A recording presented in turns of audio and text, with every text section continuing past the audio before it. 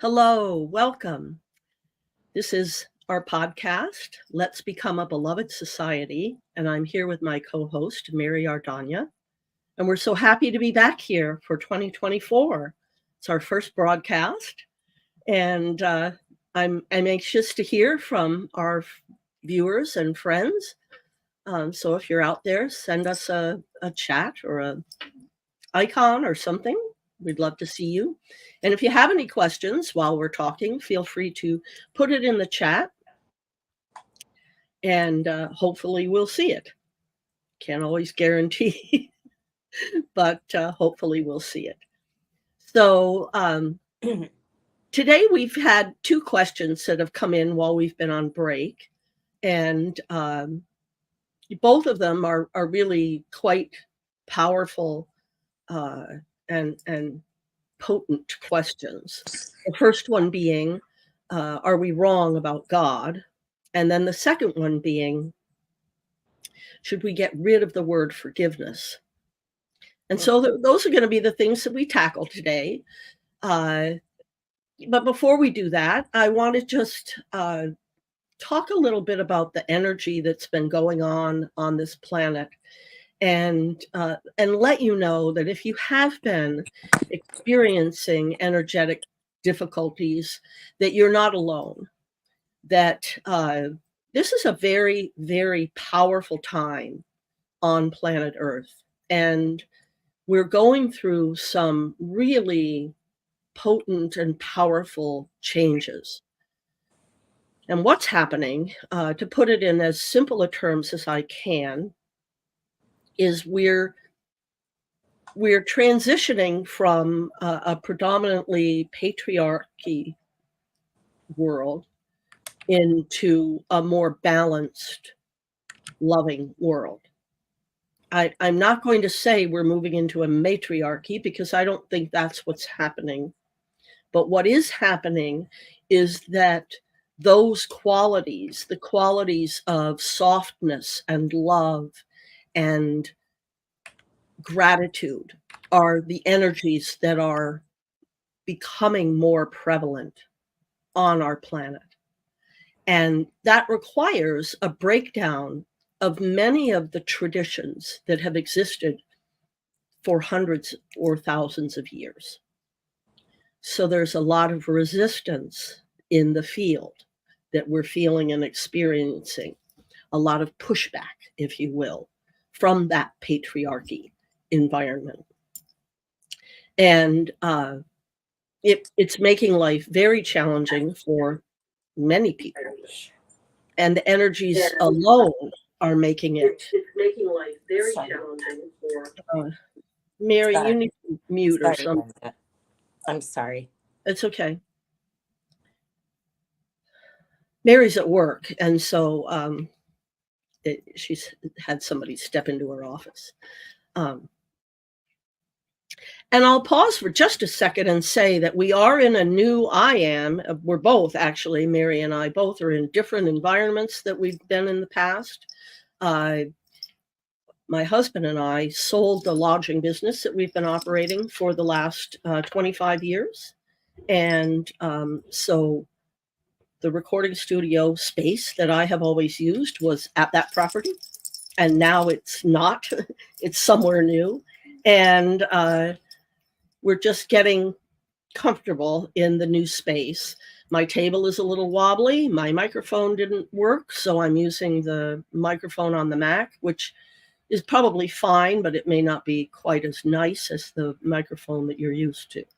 So, and then Mary works in a law school or a law college in San Diego, and they've had a lot of flooding. And so she's actually in a different space than her normal conference room that she normally is in. And completely different office. Yeah, completely floor, different. Everything's different. Everything. Everything's different. And that's a lot of what 2024 is going to be about. A lot of things are going to be different. A lot of new energies are going to be emerging.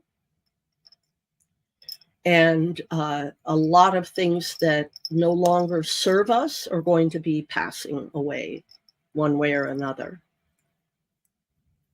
Mary, did you have anything you wanted to add to the intro?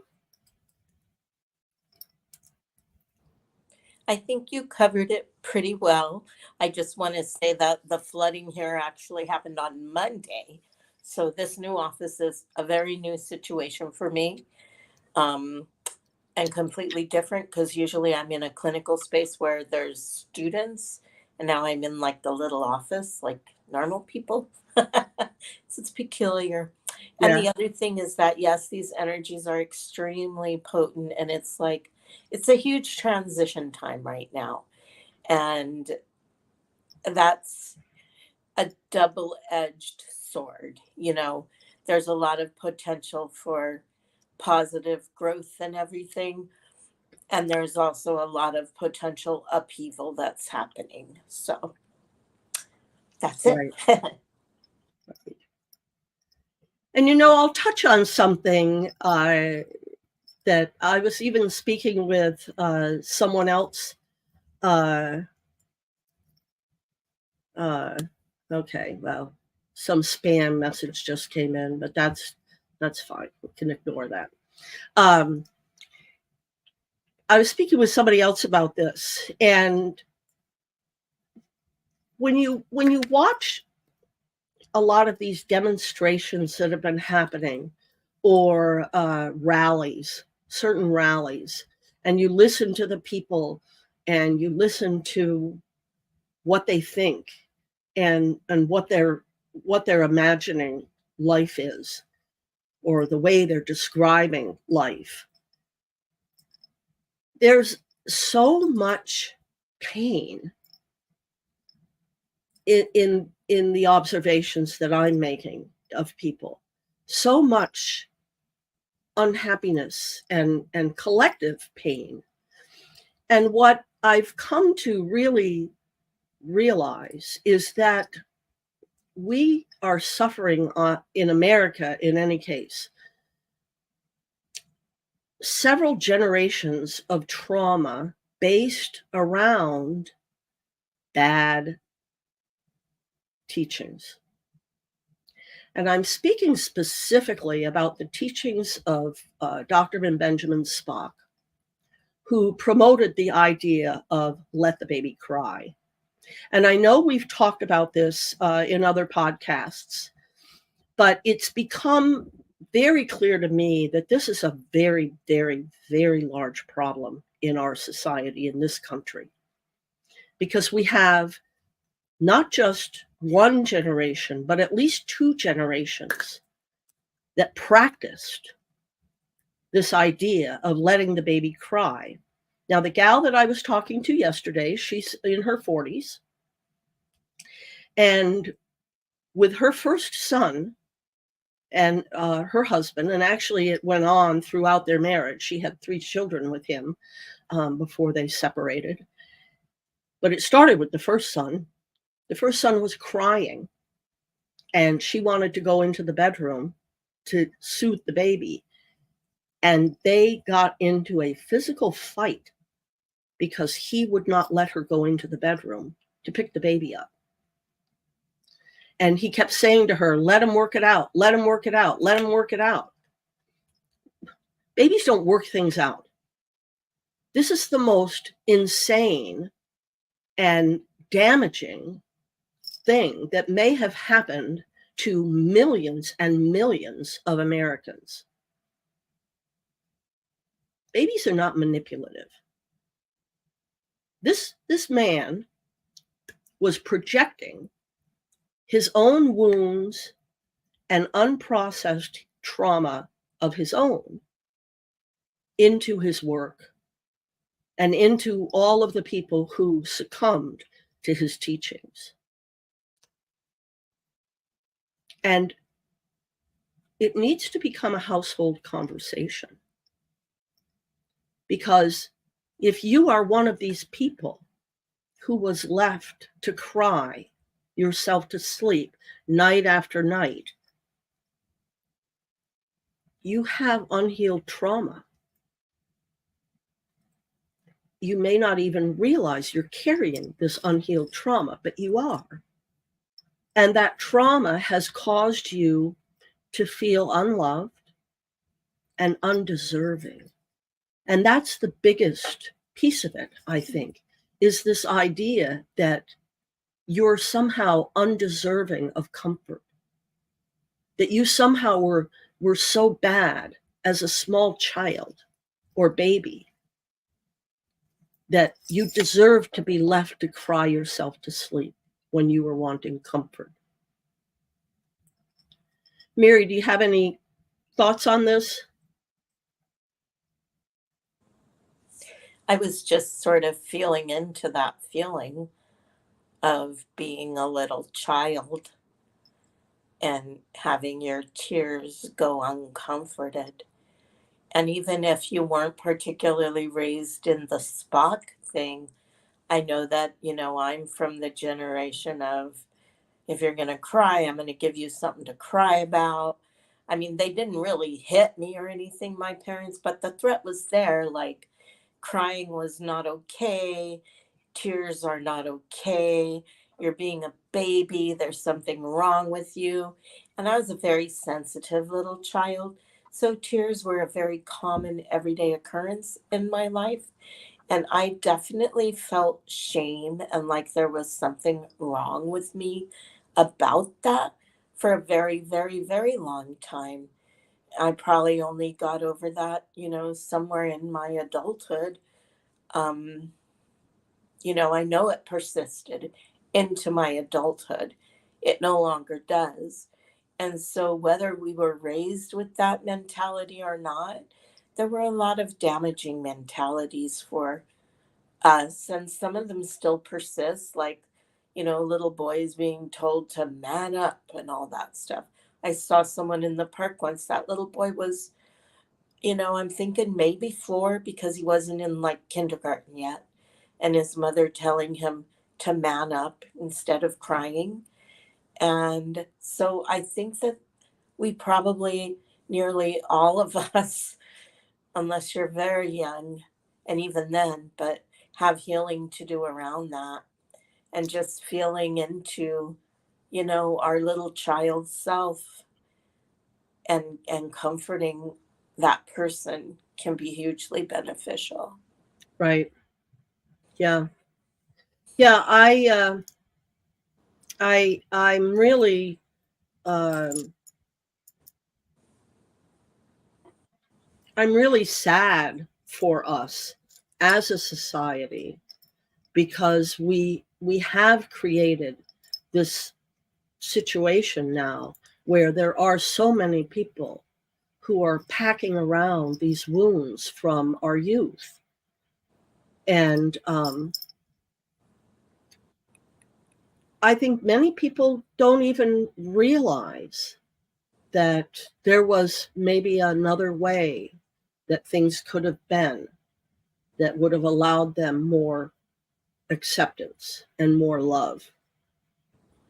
I can remember, I can remember a lot of those times as a small child, as a baby, but one of the times that strikes me is a time when I was about 9, and we were living in Hopewell Junction in a big old farmhouse, an ancient farmhouse. And it had a big stairway. You went in the front doors, and it was a very grand house, and it had, but everything there. This was long before open floor plans. There were rooms off of this big entryway, and there was a large staircase that went upstairs to the bedroom level. And we had company visiting, and they were going to go on a hike. And I never had anybody to go hiking with or do anything like that with. And I was super, super excited. And I went up to my bedroom to get something, I don't know, a sweater or a jacket or something. And I came down, and as I was coming down the stairs, I tripped and I fell. Oh, no. And I gashed my shin well enough that I probably going on the hike was not a great idea. And I sat on the stairs and cried, and not a single person came to me, talked to me, said anything to me. I was left to work it out on my own. Right. What were adults thinking that it made sense to leave a 9-year-old with a gash on their shin to sit on the stairwell and cry, At the very least, they should have like taken care of the gash. right? Right? Yeah. So these things happen to us, and it's not a matter of just ignoring it or stuffing it down. That is not the way to approach healing it. Right. And I just encourage all of us to become more aware of when you're feeling like you're being treated in a way that you don't deserve, because that, I believe, ties right back to the root of this childhood trauma. Yeah. And then from there, you can begin the process of healing that. But the first thing we have to do is identify it. And that's what I think society is really missing out on at the moment. I mean, that's the number one thing is we have to recognize it and identify it. A second aspect, though, is we have to, be willing to believe that we're deserving, because the attitude that went around with this was that, like we've talked about, there was something wrong with us for being sensitive, for crying, for being emotionally needy in that moment. And so many of us are still judging ourselves and shaming ourselves over our emotional content, you Right. know? And that is something that can't get fixed from out there. No. We have to take that in and be willing to believe that it, like you're saying, we deserve different, it can be different. That wasn't right. We have to be able to question and say that was not, because we were taught that that's how it is and we're supposed to believe it. And we have to be able and willing to throw that belief aside. And that is not always an easy thing to do. I just want to acknowledge that Right. that the Right. baggage that people are carrying is heavy. And it's like I'm thinking about, Bob Marley with all his chains and A Christmas Carol. It's like it's not always just like a suitcase you can sit down and leave behind. Right. That stuff can be like chained onto us or deeply embedded. And Right. it's okay to ask for help in this process if you need to.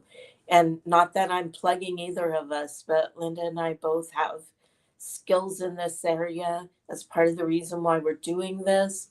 So, if you need concrete ideas about that, that can be a question we could probably also talk about. Right. Right. And one of the things I want to touch on too is when parents or adults treated the children in the way that we've been describing, man up, don't cry, figure it out, all these kinds of attitudes, that was their own brokenness. And their brokenness came about with us because of an uncomfortableness that they had within themselves, but they are probably not aware of. Right. And so when if you were someone who was raised under the Spock tradition of let them cry themselves to sleep, their babies are manipulative, and then you grow up as an adult and you have a child crying, it's going to make you uncomfortable because you're not going to know how to deal with it, because your natural impulse is to go to that baby. And then everything you've been taught is no, babies are manipulative and, let them cry, let them figure it out. It's not your problem. Let them figure it out. And so there's a conflict. There's a conflict within us that probably we're not even aware of between our natural tendency and our teachings or the way we were taught. And, you can hear people talk about, well, I was raised that way and I turned out okay. Well, yeah, but could you have turned out great? Yeah. Could you have turned out better? Right. Are there ways that you could be happier right now as a human being? Yeah. Yeah. And we don't want to look at that so often because we think that that means that there's something wrong with us. And there's nothing wrong with any of us. Not at all. No. The only thing that is wrong is that we have unprocessed emotions that we're letting project and dictate our behavior when we even know within ourselves it's not necessarily what we feel comfortable with. And so if you find yourself in situations where you're uncomfortable with the way you're responding, it's a big sign that there's some growth you can do. And we resist that growth because it's uncomfortable and it represents change. And we don't know what that change is going to be. And so we're resistant to that because our tendency is to want to stay comfortable. Things that make us uncomfortable tend to be things that we want to ignore or avoid, when in fact, the best thing we could do for ourselves would be to lean into that discomfort and explore it and get to the bottom of it. Because without it, you'll feel 10 pounds lighter. Guaranteed. And even just allow it. There was a meme going around on Facebook that said something about, we have to learn to be okay with being uncomfortable. Because let's be honest, while I love my comforts as much as anybody, growth only happens at the edge of our comfort zone. And, anything we really want is going to require us to step away from our comfort zone. It's like, you know, like it's some kind of, what do you call it? Cliche, but everything you want is outside of your comfort zone for the most part. Sometimes I want a nap, but you know what I mean. I do know what you mean. I'm noticing that our videos are frozen or sticky, but it Yeah. seems like the audio is working. So I don't know what other people are seeing. Yeah.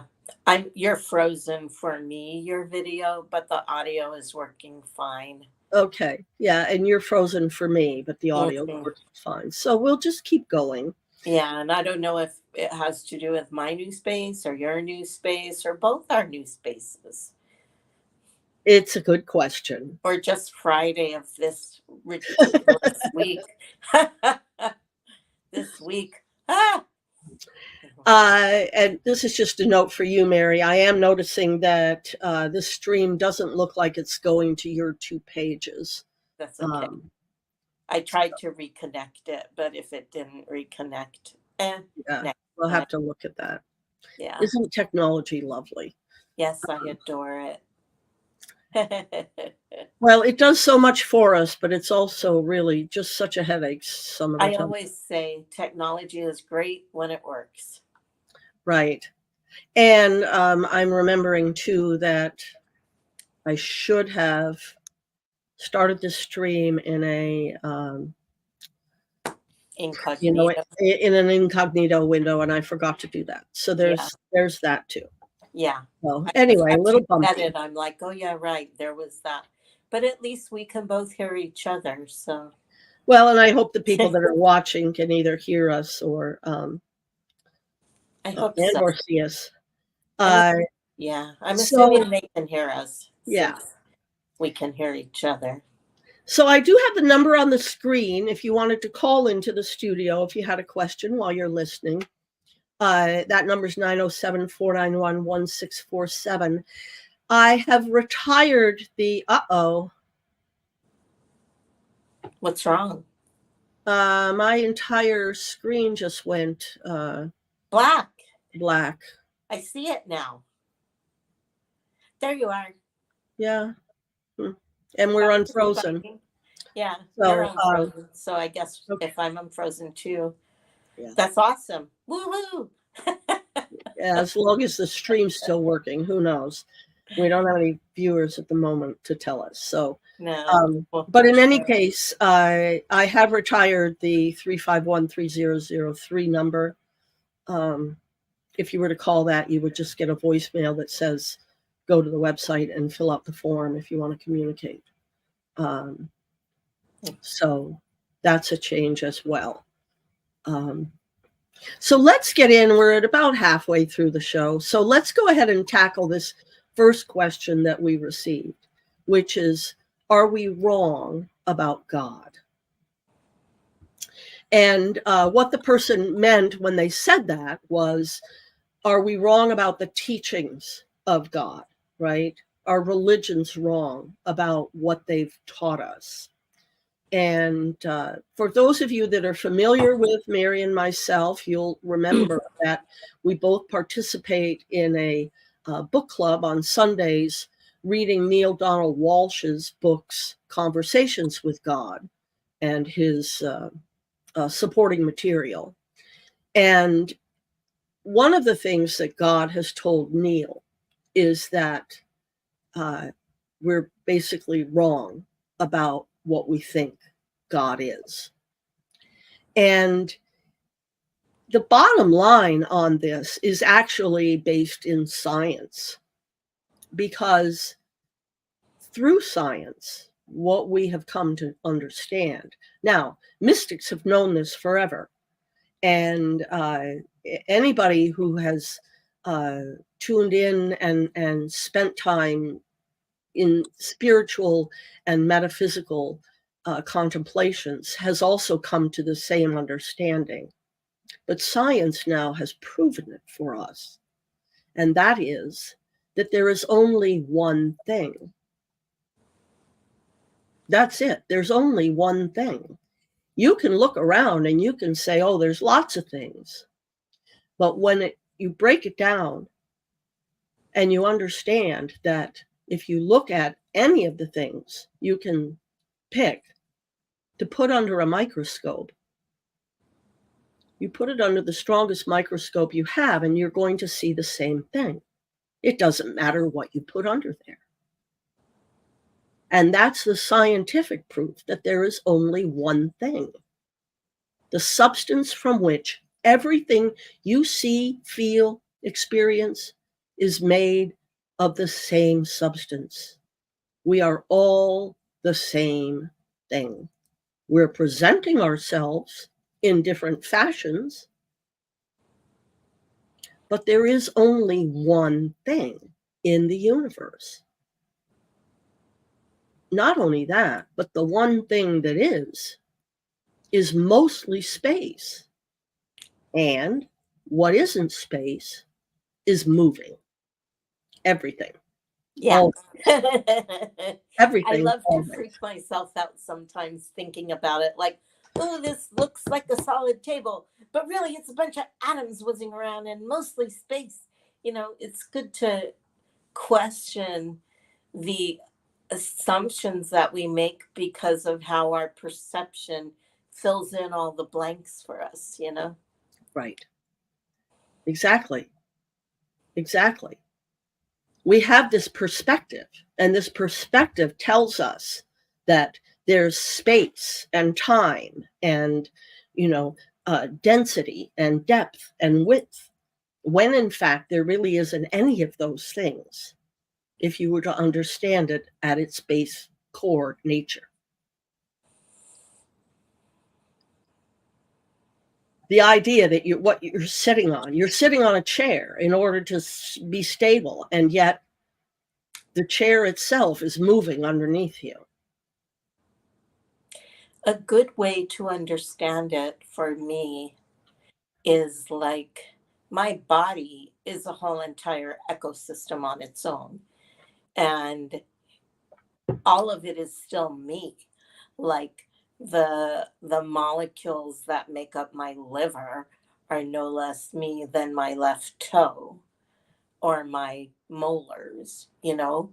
All of those things are still me. So extrapolate that out into, the universe, this ginormous system to which we all belong. And it's the same thing.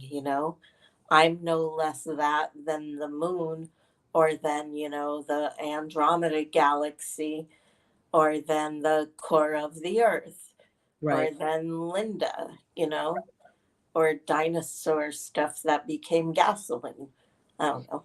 It's like it's all made from the same thing. And if you go to the metaphysical, which is probably where you were going next, we call that love, you know, like the constituent element of the entire universe, including ourselves, is pure love. Right. Right.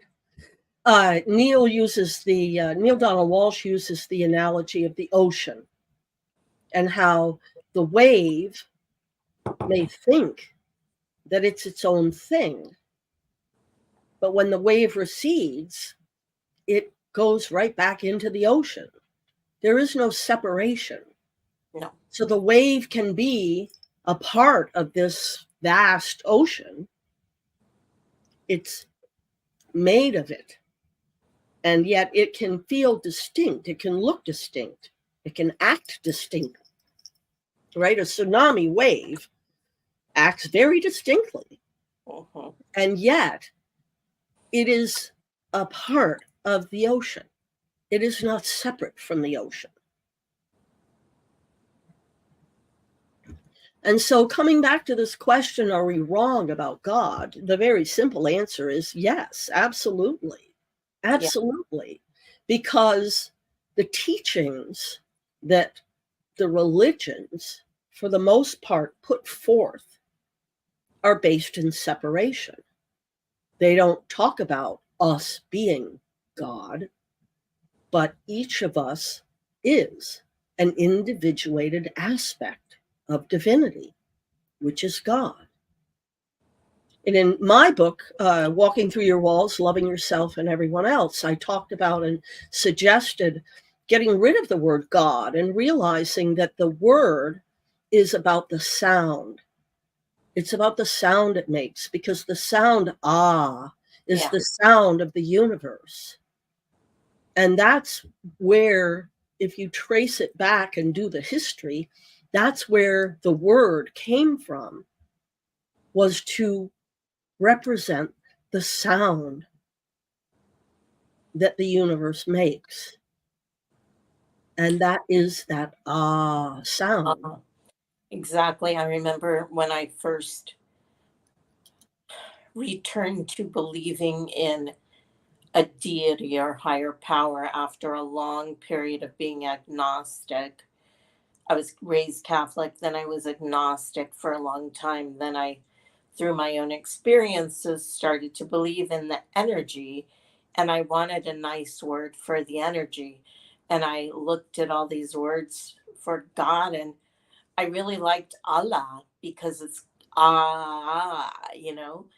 and yeah. And also to answer this question, which of course we both say yes, Neil Donald Walsh wrote a book that the subtitle or whatever, it's like he said it on a talk show. What would God's one message be? And in 5 words, he came up with, "You've got me all wrong." Right. Now, many religions agree that God is a God of love. They have that tenet, even though they then have 600 million other tenets that seem to show that not to be true, right? Right. But, one of the things he talks about was we have all these ideas that God needs something from us, that God wants something from us, that God Expects. will, yeah, that God will punish us if we don't get it right, the vengeful, angry sky God. And a part of my whole reason why I didn't believe in God was for a long time was because I can't believe in that God, If it's God, then surely it should be better than me, not like the worst humans who exist, right? Where everything is conditional. And it's like, I can believe in a God who is love, who loves us unconditionally, who's like the kindest, most generous parent we've ever imagined. You know, that's a God I can get behind and believe in. But this idea that, the God that we've projected into existence, who's like petty and all that stuff, which is what a lot of religions seem to have done. Right. Yeah, Right. we've got it all wrong. Yeah. Yeah. Well, and I think that it's important to acknowledge how we came to have it all wrong.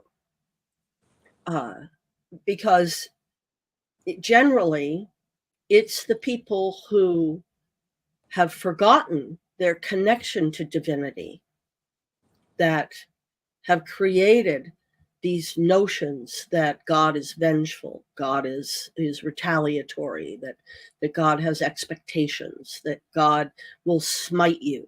All of that actually comes, I believe, from wounded people who were themselves not loved, not loving, not understanding, and therefore projecting and controlling.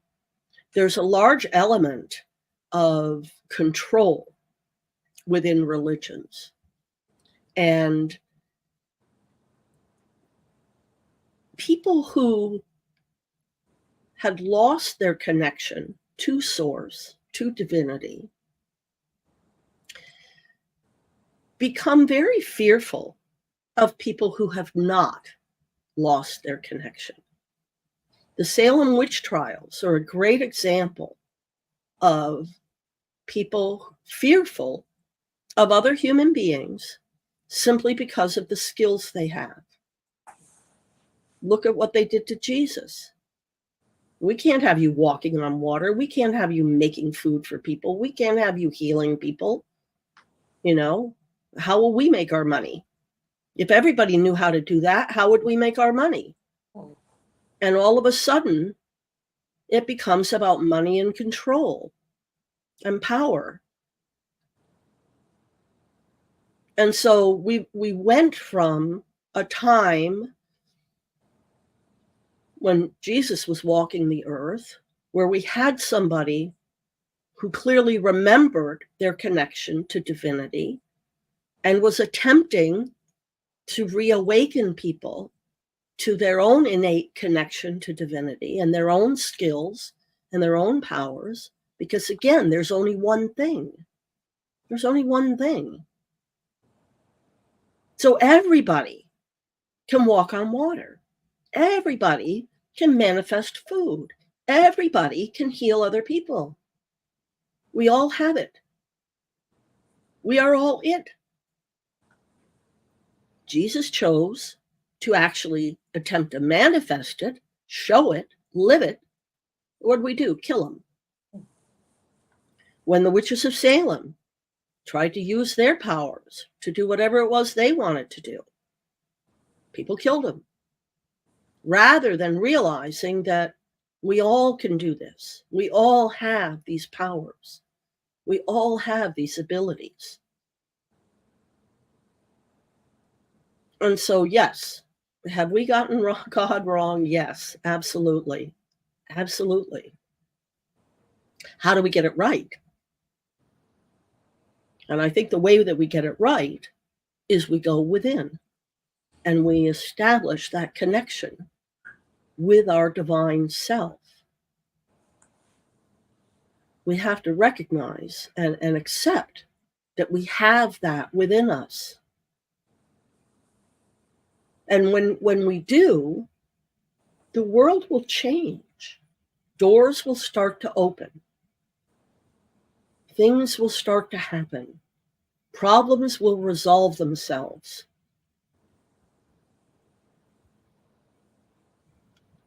If you go to my YouTube channel, there is a video and I don't remember off the top of my head what the video is called, but there's a video that demonstrates, it gives you a visual for how energy flows. And basically, if you're going through life closed off and not connected to the energy around you, considering yourself as your own individual bubble, the divine energy that's surrounding you and attempting to support you may not be able to, because you've built up these energetic walls around yourself. And so what happens is, when you learn how to dismantle these energetic walls, all of a sudden the divine love of the universe can support you, and it will flow, and things will become magical. Things will work themselves out in magical ways. But if you're walking through life judging it and feeling cut off from the flow that is existing around you, then you're going to experience a word that I actually have come to try and avoid, which is resistance. But this is really the place to start your work in connecting with God, connecting with divinity. And if you don't like the word God, don't use the word God. Use the word You go for the sound, or use the word divinity or the universe or anything that makes you feel comfortable. But remembering that there's only one thing, and you are not separate from that one thing. And energy, or the all in all, are good ones. Yes, energy, the all in all. But there is only one thing. You are not separate from God. Yeah. You are God. And I know in old spiritual teachings, there's been a resistance to wanting to believe that, because or wanting to teach that, maybe because you don't want people to become egotistical about it. That's not what we're talking about here. This is not narcissism. When you say, I am God, you are a part of the one. That's all there is. All that exists is this energy of pure love. That is what created everything around us. And it's what operates everything around us on a day-to-day basis. And so when you say, I am God, you're the wave of the ocean. I like to say I'm a chip off the old God block, because then it makes it clear that I don't think I am the whole of it, the all in all of it. I'm Right. a part of the Right. all, you know? Right. I'm my one little spark. Yes. Of divinity. That's perfect. Okay, I'm looking at the time, so I want to make sure we get a chance to talk about the second question, which is, should we forget the word forgiveness? Now, this has come about because as you advance in your spiritual teachings and understandings, you come to a place eventually where you arrive at the understanding that everything is in divine order at any given moment. Mary's fond of saying life is always right, and that's true. Now, that can be very, very difficult to process, because if you're in the trauma community, to hear if you're being abused or in any way, sexually or emotionally abused, you're not going to want to understand or believe that life is always right. That's not going to feel good to you. But the truth of the matter is there can't be any moment where it isn't right, because there is only this one thing. And so, yeah, that tsunami wave, a part of the ocean, a part of the one thing, is going to cause some damage, and that's going to feel wrong. But that's because you don't have the whole picture. And this is the part of it that requires faith, not hope, but faith.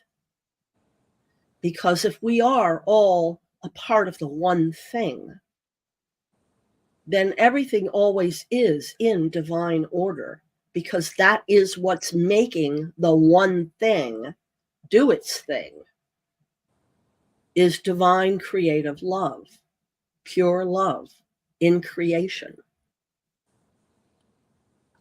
And so pure love in creation is doing what it needs to do for whatever reason. And it can be very difficult. I don't want to minimize how difficult this can be to achieve this understanding. When you get to that place, however, what you will understand is that the word forgiveness is a trap. Because if everything is in divine order, nothing ever needs to be forgiven.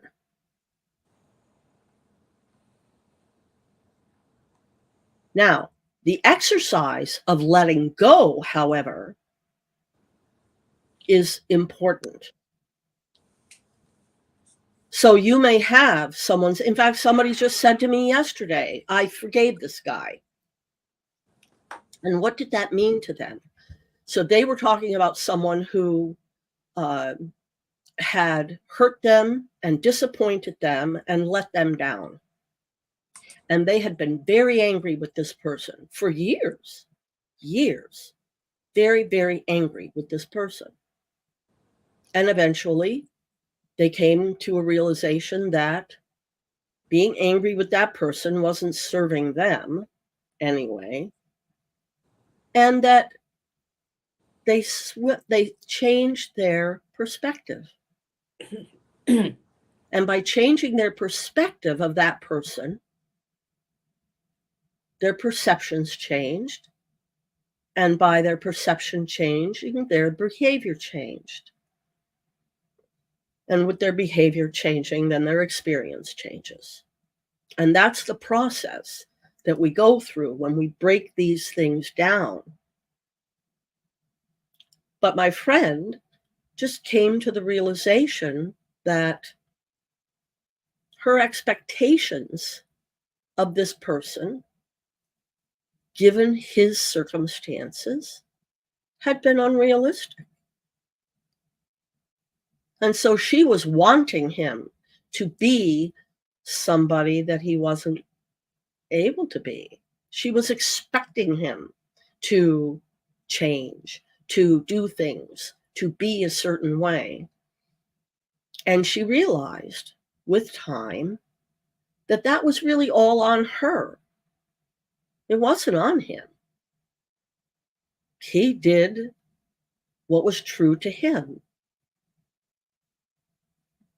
The fact that she didn't like it wasn't his problem, it was her problem.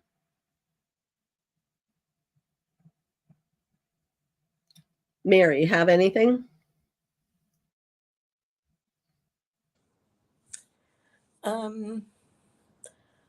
I don't know. I spent a lot of time learning how to forgive back in the days when I still felt it was necessary. So, like, forgiveness was my job to make myself feel better so that I wasn't holding on to a resentment against somebody. Right, So it didn't have anything to do with the other person. It right, had to do with my um, wanting peace moving forward. And so, as I went down that path of realizing that I did not need anything from someone else in order to forgive them, like, I remember saying to a friend, forgiving someone who's apologized to you, that's like forgiveness 101. You know, that's a no-brainer, and I hope that everybody's good at that one. Not if they're abusing you and keep doing the same thing over again. We need to distinguish that that's Right. a whole different kettle of fish. But like, you know, at a certain point, if you go down this path and realize that you don't need anything from the other person to forgive, and that it's just about my internal work to get to the point of peace again, then it kind of makes sense, you know, that that other aspect, that if everything is the all in all and we're all the one thing, and then there is nothing to forgive. I mean, and of course in miracles they say everything is either love or a cry for love. Right. And so Right. of course you're not going to blame the baby for crying for what it Right. needs. Right. Go back to where we started this conversation. Right. Right. So yeah, I guess I had a little something to say. Yeah. The other piece of it is this idea that when we tell someone that we've forgiven them, that the other person sometimes will think that that gives them a free pass. And I think the the person that this question came from actually was experiencing that. Uh, and that's why they were saying, should we get rid of the word? Because they've gone through this cycle where they've forgiven someone for something, and the person says they won't do it again, but then they do it again. And they just keep coming back to the bar thinking, oh, well, she'll forgive me. You know, she'll forgive me. She'll forgive me. And it sets up a dynamic that is not very helpful in personal relationships. I think instead of forgiveness, a good word to think about is accountability. You know, it's not about just saying you're sorry, it's really about being accountable for the harm you've done, for the effect Right. you've had. And in that case, you have to really think about amends and atoning. You know, it's Right. not just about an empty word kind of thing.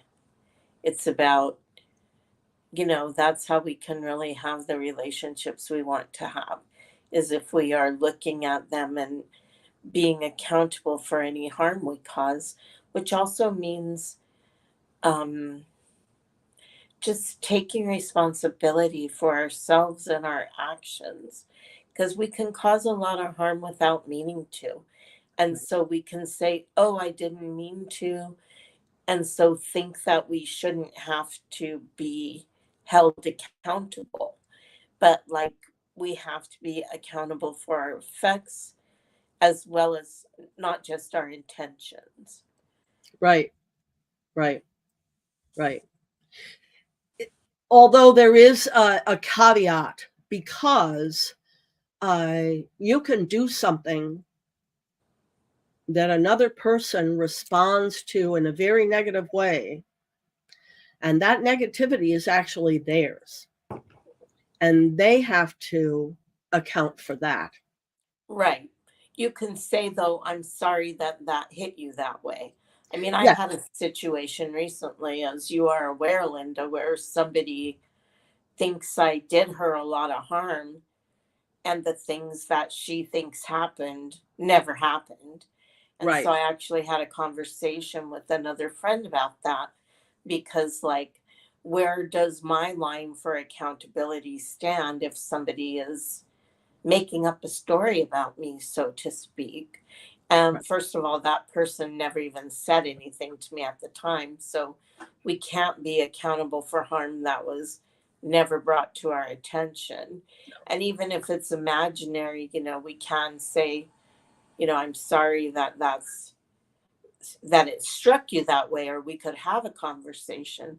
But if they don't say anything, then they just, like you say, they have to deal with their own, you know. Right. You can, we can say things like, I'm sorry it sounded that way. I'm sorry it struck you that way. It was not my intention. I'm happy to work through this with you if you would like Yes. to. Yeah. Um, I can certainly hold space for this. right. I can hold space for this. But most times what you'll discover when you're in a situation like that and someone has said, you really, so here's a phrase that I've heard in the past, both said to me and said to other people, you really hurt me. Right. Okay. Right there is a lack of ownership. Right. Because first of all, you're starting your sentence with you. And second of all, you're claiming someone hurt you when in fact we have control over that. And that's a piece of life that a lot of people don't realize. And they think that everything is transactional in relationship to what other people are doing. And we need to come to this place where we're in ownership and home in ourselves before we can start this healing process. So the first thing is you never want to say to somebody, you hurt me. Right. If you're I feeling was that, hurt. I was hurt when you did this, or when you said this, or when this happened, I Right. was hurt. And I like to say that, if I get triggered, my triggers are mine. They don't belong to the other person. So Correct. it's my job to look at what happened to me. Why am I triggered? And Right. ideally, personally, I prefer to process that stuff on my own. Right. And then if I get to the end of my processing and I look and go, this is a person I have an ongoing relationship with, and this is something that is liable to happen again if we don't talk about it, then I will talk to them and say, this is how I feel about this. And, maybe we can find a different way to handle these situations. Right. But I really like to own my triggers, unless I like to say, they hit the button, but they're not the one who installed it. And then Right. I usually add a caveat, unless it was my mother. Maybe your father, your mileage may vary, but Right. they might have installed it. But, basically, yeah. Yeah.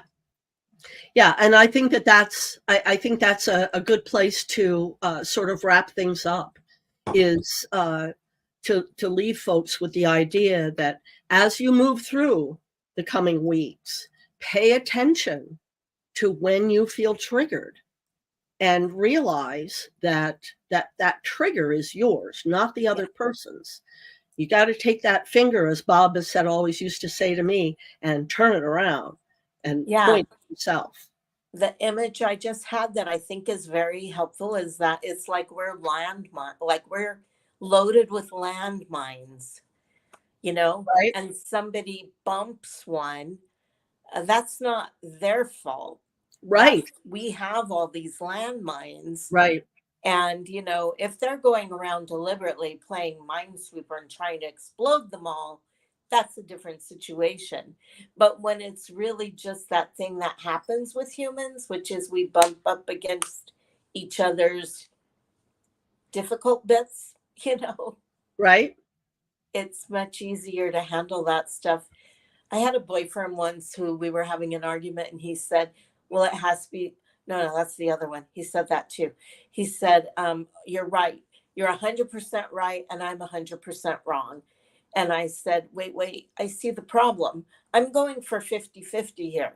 I'll take 50% wrong if you take 50% wrong. But if you're trying to make me 100% wrong, then yeah, we're going to have an issue here. Right. So, Right. yeah. Yeah. Learning to own what's ours. Yes. And Own our own shit. right. And be accountable for that. That's Yes. number one key to do. Uh-huh. Okay, we're at the top of the hour, so we'll say goodbye. If you have questions, you can email them to questions@walkingthroughyourwalls.com. You can call me at 1-907-491-1647 or send me a text. You can go to the website lindalamp.com. That's LYNDALAMP.com, and submit an inquiry there as well. Yeah, and you mentioned your YouTube page before, and I wanted to say that's Linda Lamp. Yes, Linda Lamp Linda Lamp. Illuminating Wholeness. Yeah, on YouTube. Yes, on YouTube. Yeah. And Mary's at marylaughsloud@gmail.com. And I just want to say how happy I am to be back here with you talking about these fun things. Yes, me too. And this is an important year. I think it's all hands on deck on all kinds of levels, I've been saying. So Agreed.